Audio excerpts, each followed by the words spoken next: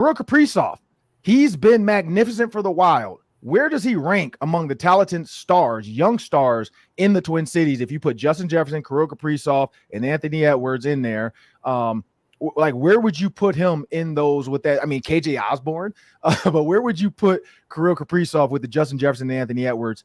When you look at the big three of Minneapolis right now, I'll start with you, Luke.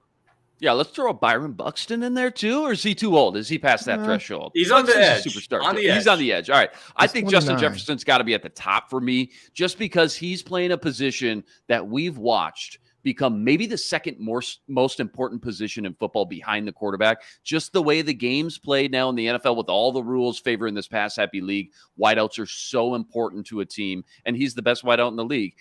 Then I'll put Kirill not far behind him in second, and then I guess Ant maybe third as of now. But I'm telling you, on any given day or any given week, any one of these guys could make a strong case for number one. That's how close they are just from a pure raw talent perspective. So it's been a lot of fun to watch for fans. Reggie, what you got?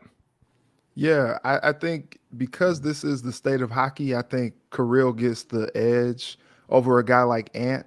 But I agree with Luke, like Jefferson is clearly number one in this, but Kaprizov is right there. I envision like a t-shirt or like a bobblehead collection or something like that of Kirill, JJ, Ant, and like Carlos Correa or something. He's at 28, so he's the oldest of the young guys, but like those four are kind of on like that shirt, like Step Brothers, where they're just like, posing for him. But like those are the guys, and that's a very exciting core of people here in the Twin Cities. I guess maybe you throw, whenever he gets back over here too, maybe you throw Emmanuel Reynoso in there as well.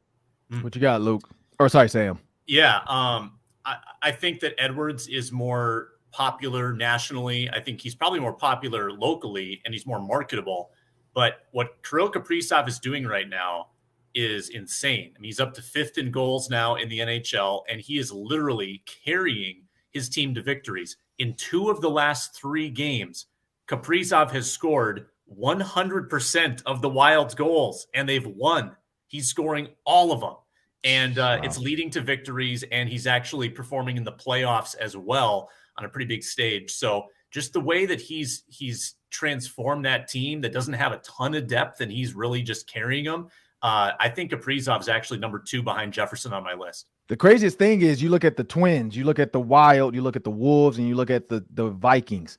They theoretically have 3 playoff teams, and maybe 4 if the Twins can get it together. But they could have 3 playoff teams this year because the Vikings made it. The Wild are probably going to be in, most likely. And then you got the Timberwolves, who theoretically are just teeter-tottering because the West is such a juggernaut. But I'm going to go Justin Jefferson because he's nationally, like he's globally, like he's a global athlete. He's on a different echelon than those guys because you got guys grittying now in hockey. You got people grittying in other countries when they score a soccer goal in the World Cup. I mean, the Olympics, there's going to be a gritty in the Olympics, I'm pretty sure, in the next coming up Olympics when somebody does something, wins a gold medal or breaks a record, like Usain Bolt, if he could run still and compete at a high level, he would gritty after he won the 100 meters and the 200. So Justin Jefferson, and then I'm going to go Kirill. I think Kirill, night in and night out, is more sustainable right now than Anthony Edwards, and I'm going back to Shaq. Prove it to me every night, young fella.